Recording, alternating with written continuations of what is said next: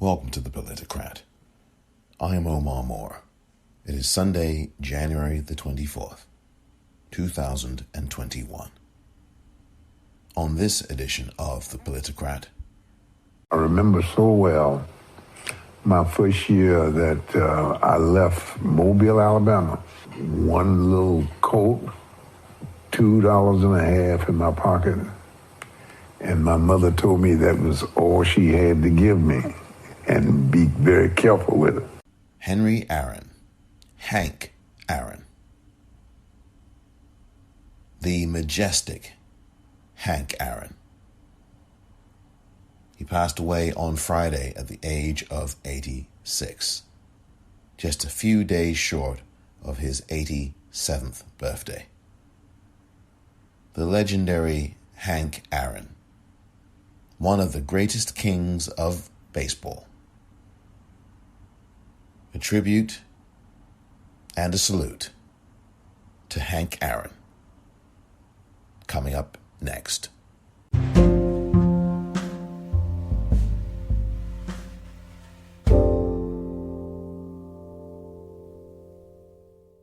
One ball and no strikes. Aaron waiting. The outfield deep and straight away. Fastball is a high drive into deep left center field. Buckner goes back to the fence. It is gone. What a marvelous moment for baseball. What a marvelous moment for Atlanta and the state of Georgia. What a marvelous moment for the country and the world. A black man is getting a standing ovation in the Deep South for breaking a record of an all-time baseball idol. And it is a great moment for all of us, and particularly for Hammerin Aaron. That was the moment.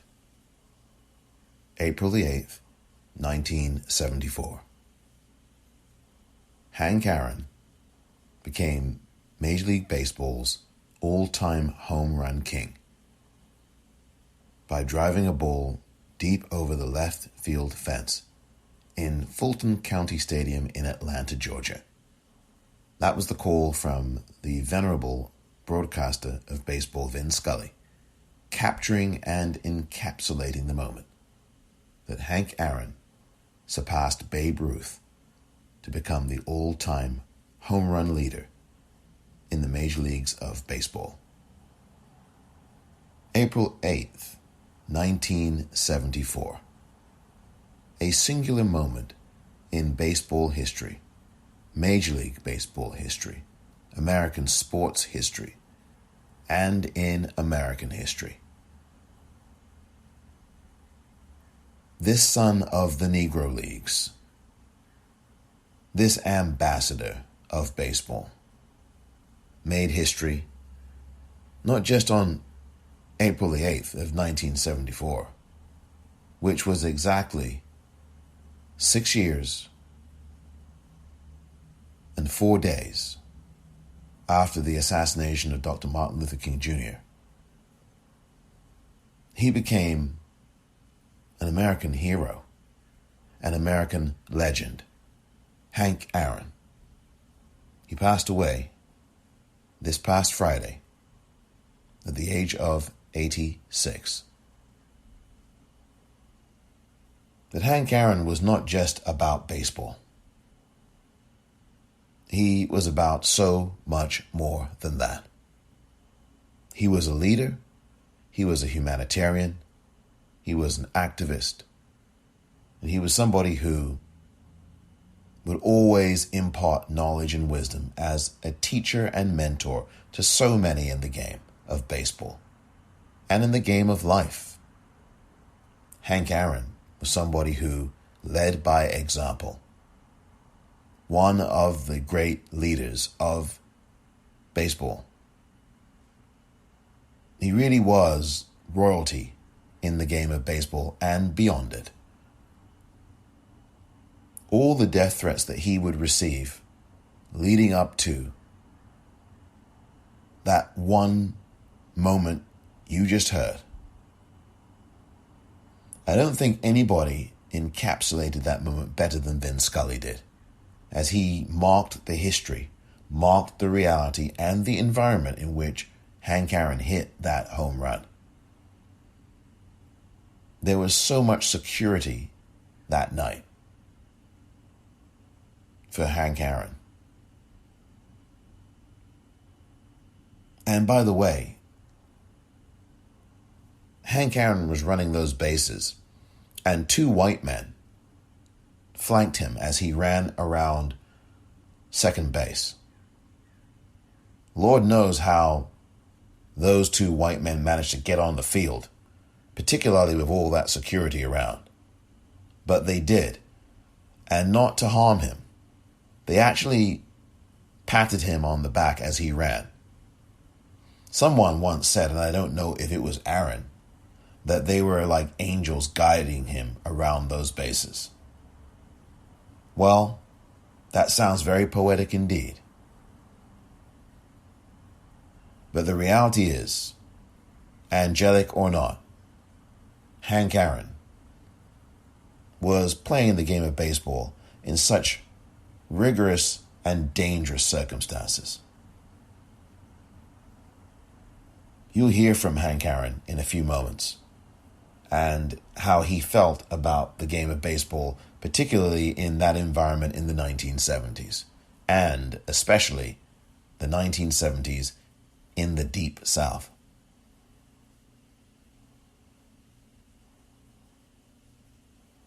I look at Hank Aaron as someone who is one of the greats in anything that he's ever done. And I do agree, though, with Charles Barkley that sports athletes are not really role models and should not be. However, I do say that the best sports athletes, the ones who lead by example, are good role models. I look at people like LeBron James. I look at people like Lisa Leslie. I look at people like, I could go on and on and on. Derek Jeter, the first name that comes to mind from baseball. I look at people like Mary Lou Retton. I look at people like Wilma Rudolph. I look at people. These are all people who led by example and were the pinnacle of example and decency. Some of them are still playing their sports. I look at someone like Arthur Ashe. I look at someone like Althea Gibson. I look at someone like Venus Williams.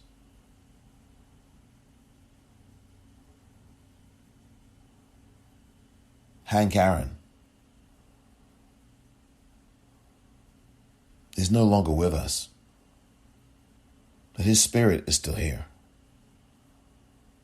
And his words of wisdom and his fine example continue to shine on. It's sad that he's no longer with us, because he should still be here with us. There is no question that the most important home run in history was hit by Hank Aaron, because it was the one that broke Babe Ruth's record. Babe Ruth had long been exalted in the game of baseball, Major League Baseball. And throughout all the death threats that Hank Aaron received, he continued to play the game with the same kind of competitive spirit that he always did. He started out in the Negro Leagues. He played for the Indianapolis Clowns. He had a pretty darn good record with them, and his career there was hardly a blip. It was a trend-setting career amongst players who were trailblazers and who were above the rest, including above Major League Baseball in terms of talent and skill. Major League Baseball players wouldn't dare and still didn't dare play against Negro League players because they knew what would happen to them on the baseball diamond. They would go home with an L attached to their records.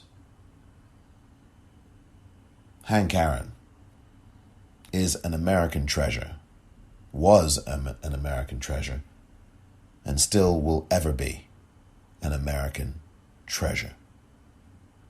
This was a monumental loss for not just baseball or the major leagues, or the Negro leagues of the past. This was a monumental loss for the United States of America.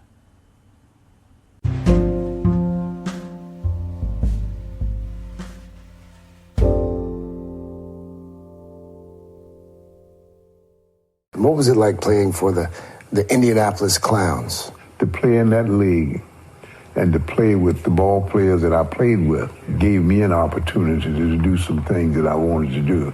Is it true that there was perhaps more talent in the Negro leagues back then than there was in Major League Baseball? I would not doubt it one bit. There was so much talent.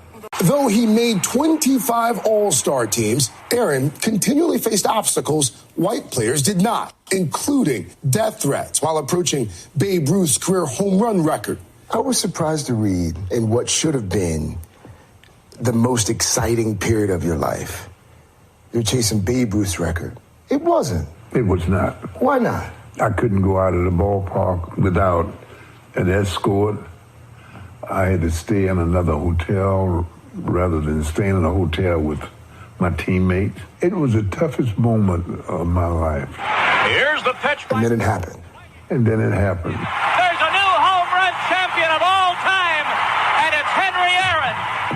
That was part of an interview this past February of 2020 with Craig Melvin. The words of Hank Aaron, talking about how he did not enjoy this game that he played, particularly, during the period of time that he was leading up to hitting that record-breaking 715th home run.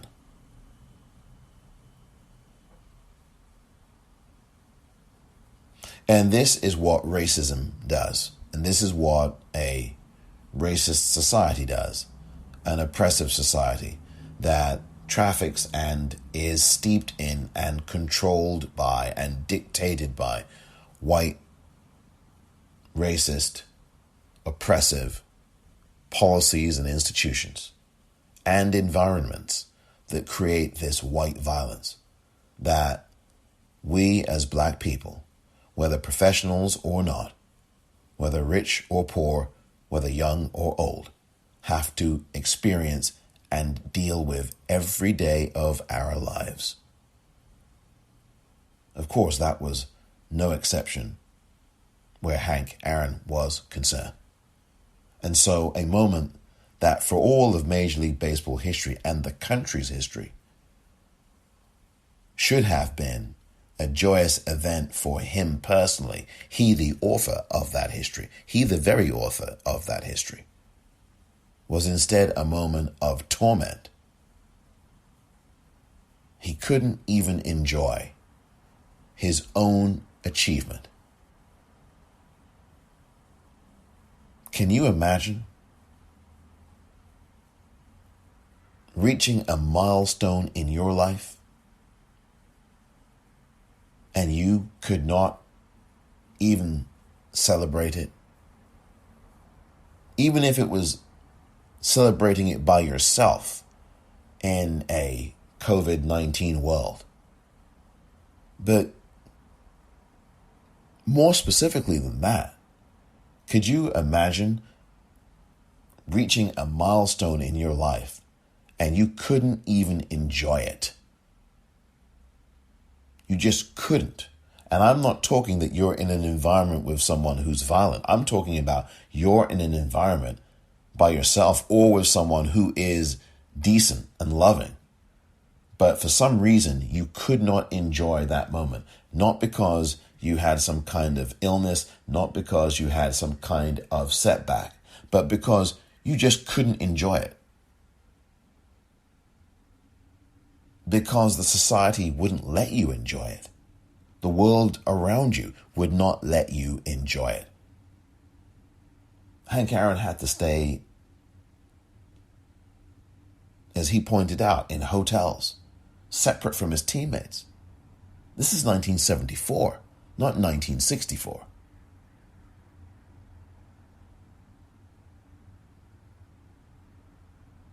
Hank Aaron, though, was more than baseball.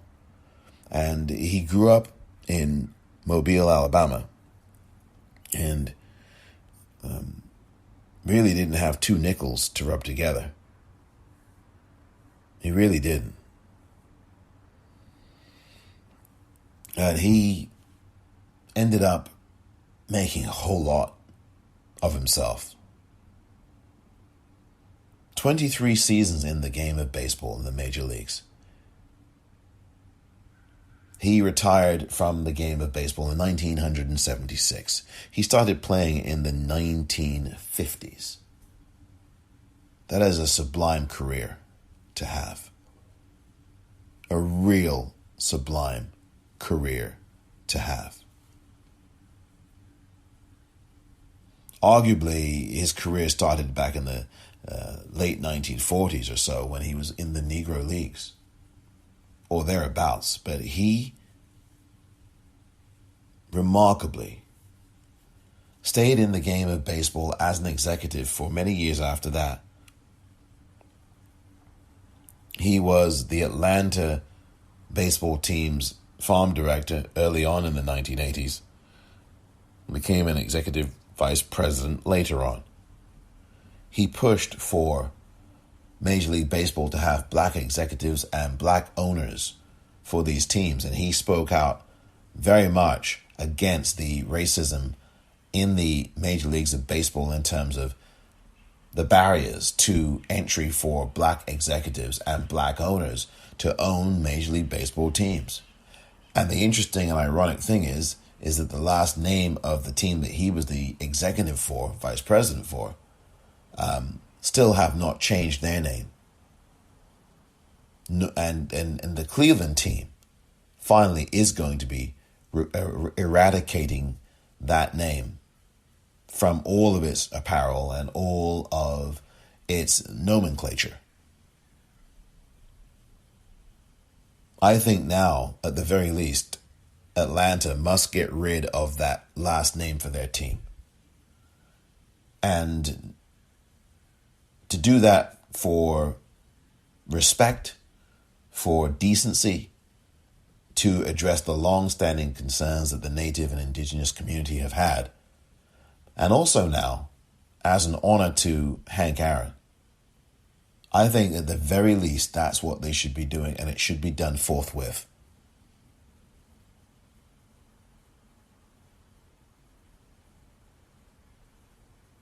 I mean, Hank Aaron was living in fear during the 1970s because he never knew when his next at-bat might be his last. That is the environment he was living in. He talked about this a lot. He talked about his spirit. He talked about his sustenance during these times.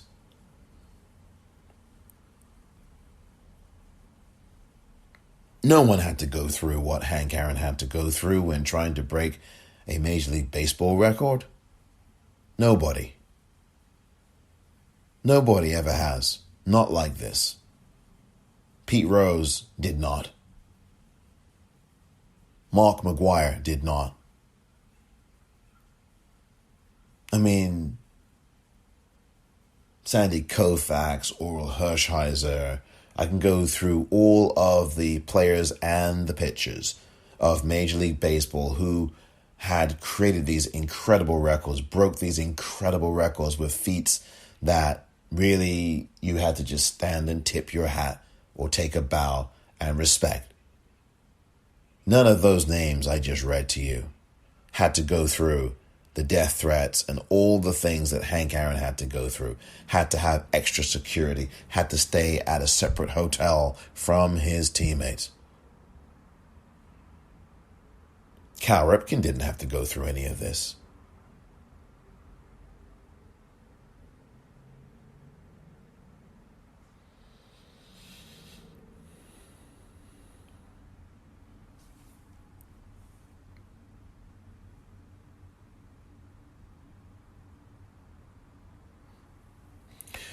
Hank Aaron spoke out a lot about the lack of African American players in the game of Major League Baseball now. And it's so prescient that he speak about it because he has spoken about it for a while. And it was the Major Leagues of Baseball who coveted African American players, black players, back in the 1940s and 50s. I mean, they were starving for them. I mean, it took forever to get Jackie Robinson, and he came in. And then Larry Doby came in, and a number of others came in. And unfortunately, the downfall of the Negro Leagues after that. But the reality is that you had a wealth of black players who were being recruited, and the Boston Celtics were the last Major League Baseball team to hire, recruit, have a black player on its baseball team.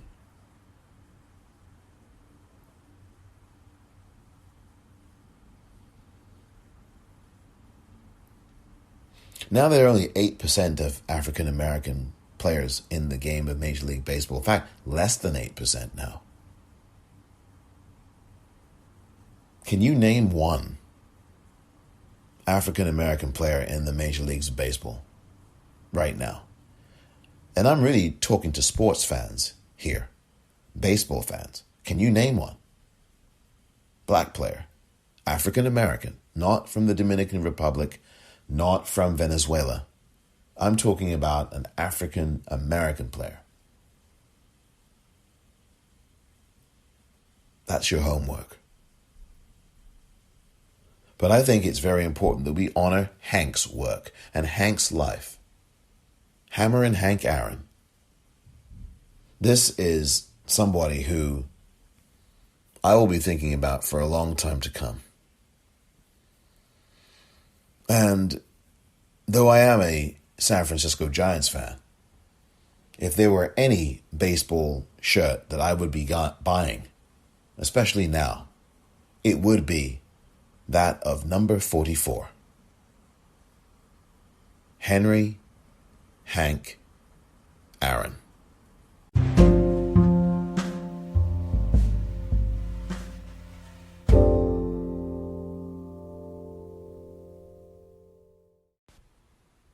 Of course, the Boston Celtics are an NBA basketball team, not a Major League Baseball team. That would be the Boston Red Sox. They were the last Major League Baseball franchise to bring black players onto their roster, onto their team.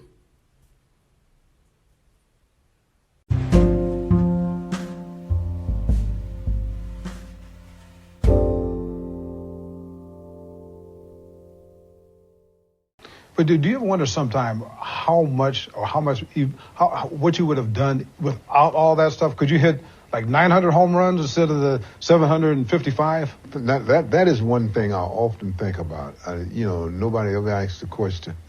If I had had the means, if somebody had said, "Oh, Hank, come on, let's go out and have dinner tonight," rather than worrying about slipping out of the back doors of ballparks or staying in a hotel that your ball players or your teammates were not there, I don't know what I would have done. Unless you've been stranded on a desert or in a boat without communications for the past 20 hours, you're bound to know that George Herman Ruth ceased to be the greatest home run hitter at about 9 p.m. last night. For 44, the Hammer Hank. Let's go back to that day, April 8th. It's such a fascinating day. You hit the home run. Okay, and it's going toward left center field, Atlanta Fulton County Stadium. Al Downing is the pitcher. Mm-hmm. You're running toward first base. Let's just stop right there. What do you think about when you go into first base? Not much of anything. I think when I touched first base and when I got almost to second base, I started thinking about, isn't this wonderful that here I am, the third oldest child of Estella and Herbert Aaron, and the two of them is sitting in the stands watching me, their son, play professional baseball. Isn't it wonderful that they could be here on this day to witness history? And I tell you, to this day, I don't know how she managed to do it. She got to home plate quicker than I got to home plate. That's a great scene. And she was just, the tears are flowing. Yes, yes. What was said during that moment when you're at home plate and she's there hugging you? And I don't think much was said because she was choking me so much. I don't think I could say much, really. Hank Aaron. He was someone who had a lot of charisma and wisdom and was a great leader. He really was. This is a monumental loss for the country. I do hope that President Biden posthumously awards the Presidential Medal of Freedom to Hank Aaron. He may well have that honor already. I do not remember, actually. If he has, he may well have been honored with that already. But if he has not been honored with the Presidential Medal of Freedom, can Joe Biden, the President of the United States, can you please, Mr. President, have a posthumous awarding? If you can award that medal posthumously, you will have someone here in San Francisco very happy. And I'm sure I will not be the only one.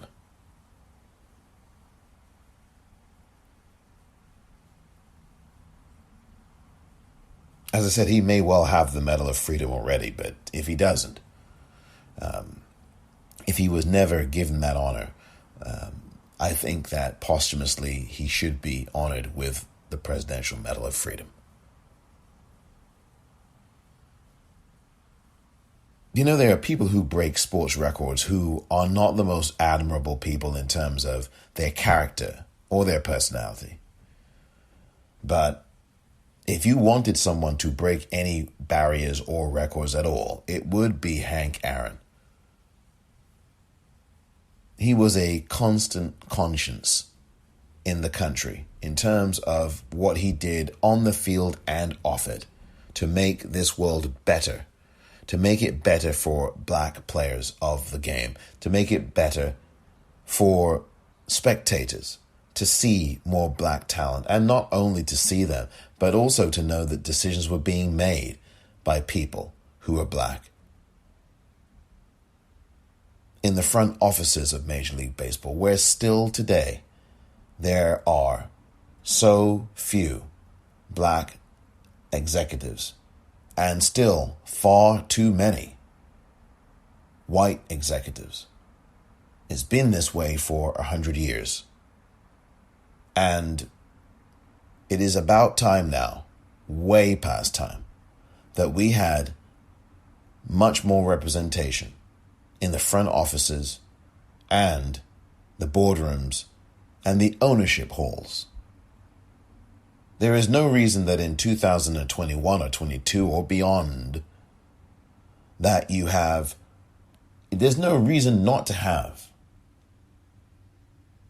a black general manager or a black president of a baseball league or a baseball team. I mean, there's been presidents of the National League who've been black and et cetera, et cetera. But I'm talking about owners. There's no reason not to have an owner of a baseball team in the major leagues who is black. There's no reason not to have that happen now.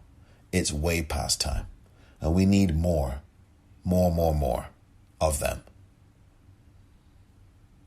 Some of the audio you've been hearing is from an interview that was done in the last 12 months by Terrence Moore, part of the Global Moore family, I might add. Terrence Moore is a CNN sports columnist and journalist, and he had interviewed Hank Aaron on hundreds of occasions during the time he got to know him over a 40-year stretch.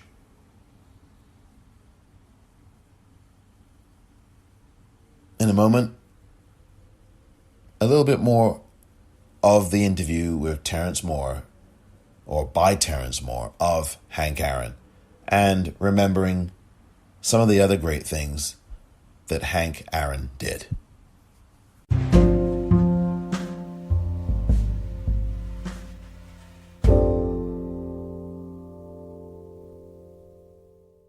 When you're running around the bases, I never will forget this. You hear that bang, bang. What were you thinking? There were fireworks. Were you thinking something else? No, not really. I wasn't thinking much of anything. You know, a good friend, and speaking about that, a very good friend of mine, he was on the police department at that time. I don't know whether you noticed, but in a picture that you see him had a little briefcase, had a little thing around his neck. I've seen that, yes. And inside that little thing, it was a snub nose 32.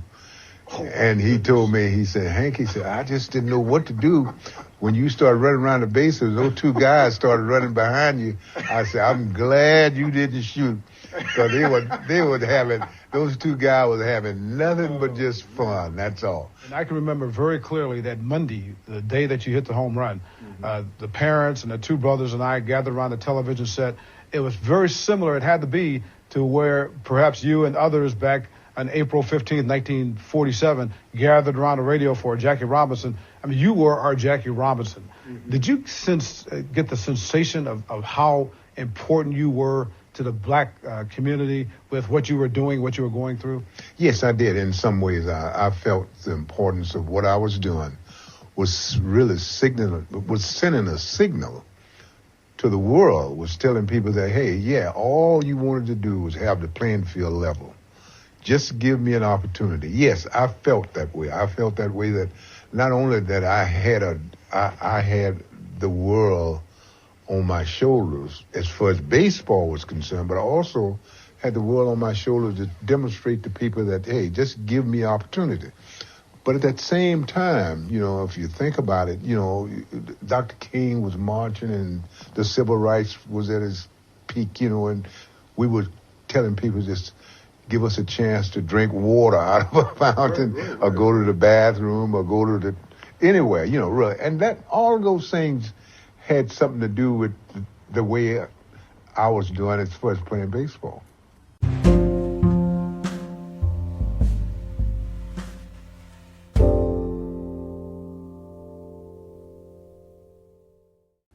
I can report to you that Hank Aaron was awarded the Presidential Medal of Freedom. He was awarded it during the administration of George W. Bush in 2002. So that is some information that I should let you know.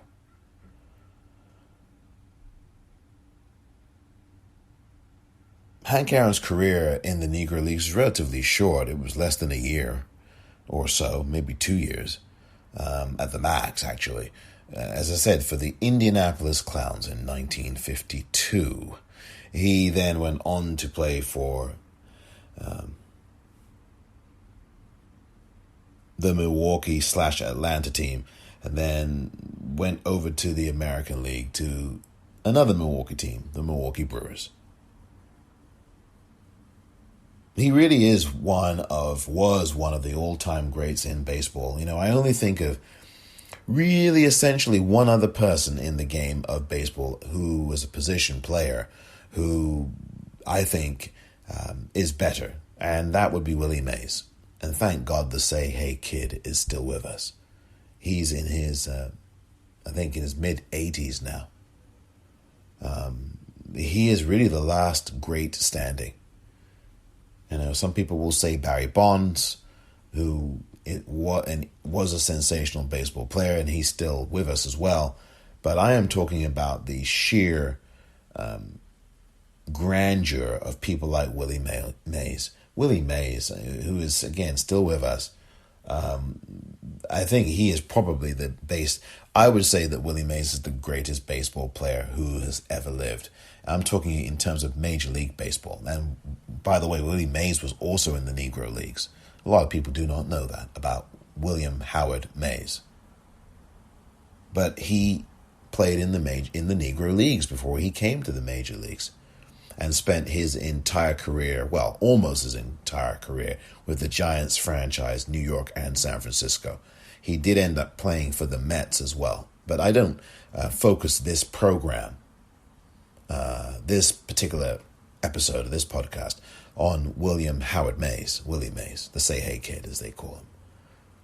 I focus on the now late Hank Aaron, and he mentored so many people. So many people did he ever mentor, Hank Aaron. He was a gentleman of the game as well. He always played the game with zest and spirit and pride. That was Hank Aaron. And Hank Aaron just always had a great infectious way about him. He had this great autobiography, which you must read. It's called I Had a Hammer. And, of course, his nickname is Hammerin Hank.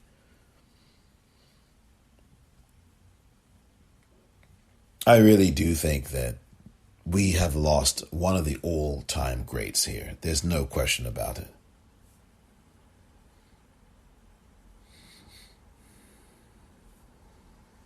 Hall of Famer in the major leagues of baseball.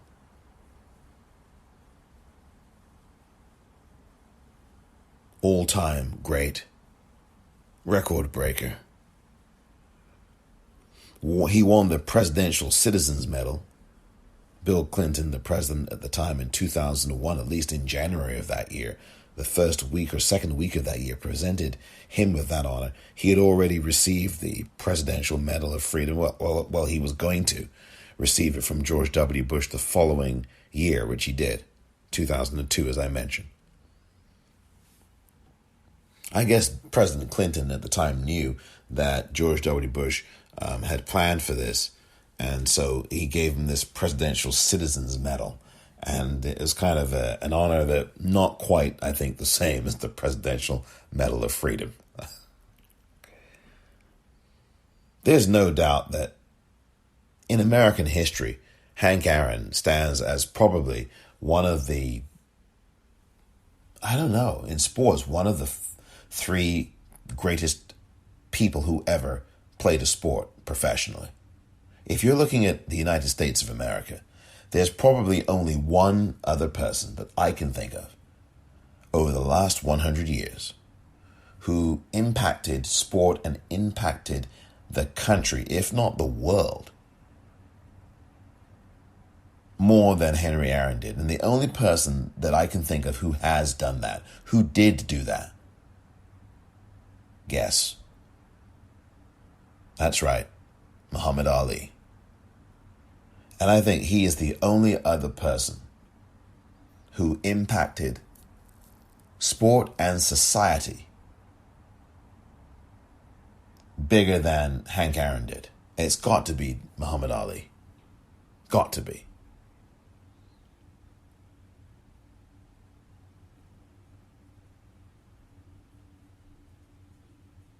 Do you know that the Emperor of Japan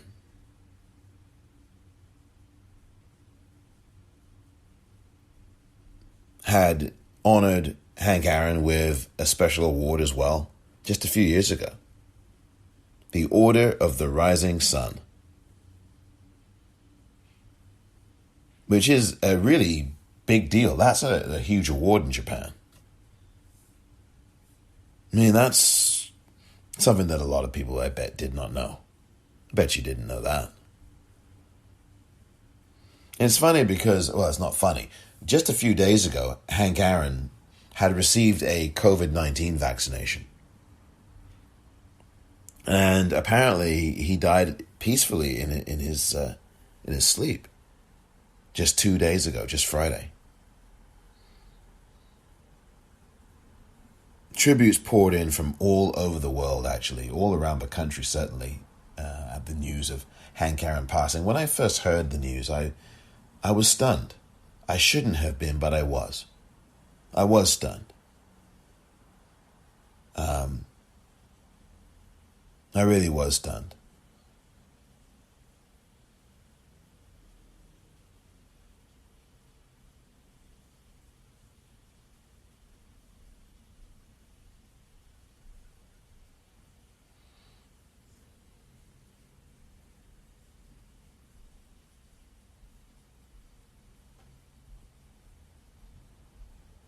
Hank Aaron,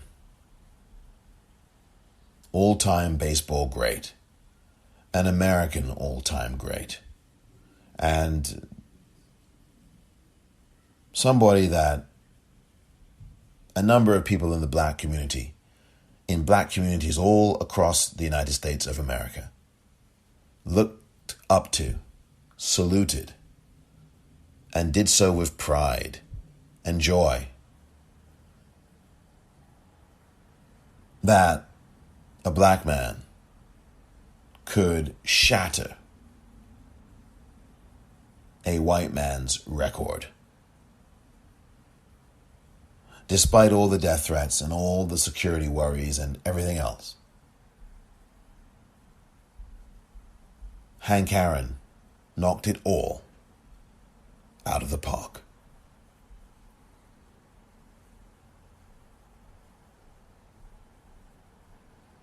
Rest in peace, Hammerin Hank Aaron. We will never see another of your type ever again on this green earth. 755 home runs. But there was so much more to you than that. Leadership, grace, wisdom.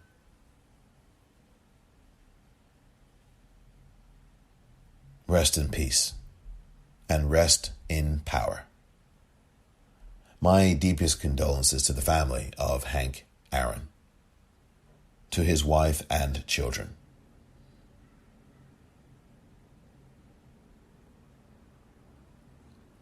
Thank you very much for listening to this edition of the Politicrat. I'm Omar Moore.